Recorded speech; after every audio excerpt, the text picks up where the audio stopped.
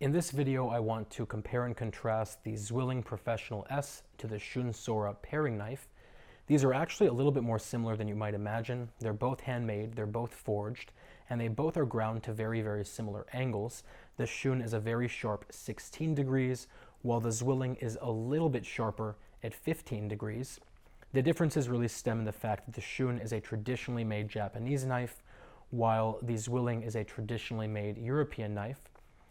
The actual blade of the Zwilling is forged out of a single piece of their proprietary steel. It's about a 57 hardness, while the cutting core of the Shun is made out of VG10, which is a very high-end sort of gold standard steel for knife making, at about a 60 hardness.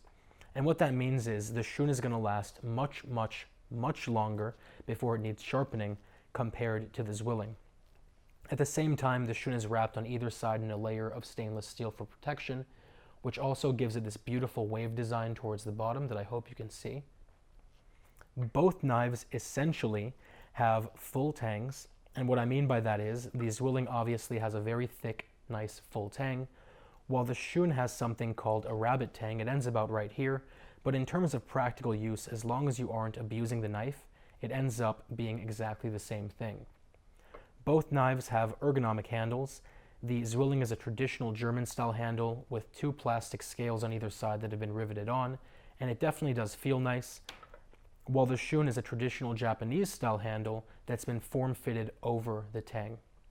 The one thing I will say is that even though both knives are forged, the actual bolster of the Shun ends up being more ergonomic if you like doing pinch grips or if you like resting your finger on the actual blade.